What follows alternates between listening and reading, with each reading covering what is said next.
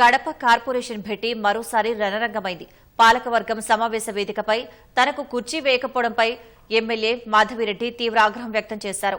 YCP పాలనలో ఇద్దరు ఎమ్మెల్యేలకు చెరోవైపు కుర్చీలు వేయించిన మేయర్ సురేష్ బాబు కడప, కమలాపురం స్థానాల్లో టీడీపీ గెలవడంతో పద్దతి మార్చేశారని మండిపడ్డారు. మహిళా ఎమ్మెల్యేగా ఉన్న తనను అవమానపరుస్తున్నారని ధ్వజమెత్తారు. కడప కార్పొరేషన్లో కుర్చీ గొడవ తీవ్ర ఉద్రిక్తత పరిస్థితులకు దారితీసింది.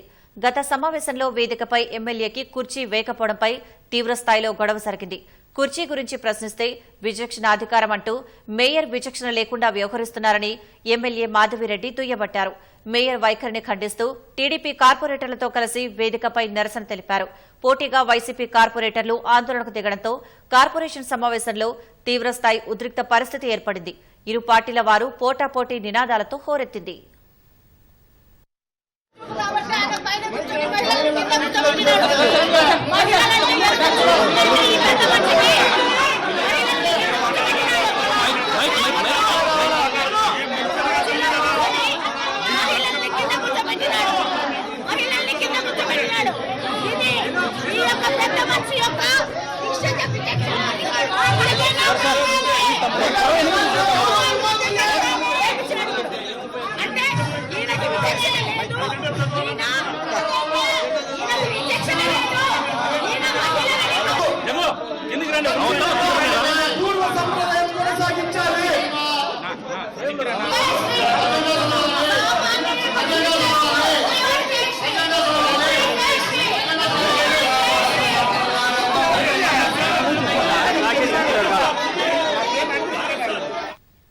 ఐదేళ్లు అధికారంలో ఉన్నప్పుడు మేయర్ సురేష్ బాబు, వైసీపీ నాయకులు అడ్డగోలుగా దోపిడీ చేశారని ఎమ్మెల్యే మాధవిరెడ్డి ఆరోపించారు.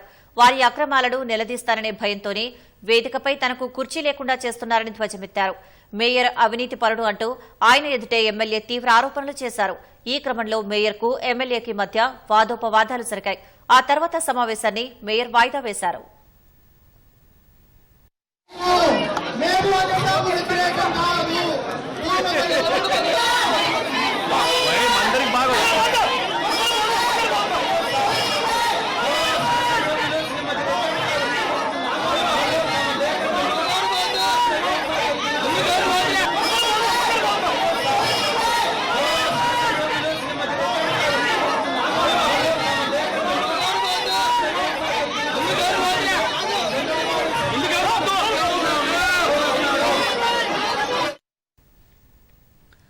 అంతకుముందుకు నగరపాలక సమావేశానికి కడప ఎమ్మెల్యే మాధవిరెడ్డి అనుచరులతో కలిసి వచ్చారు.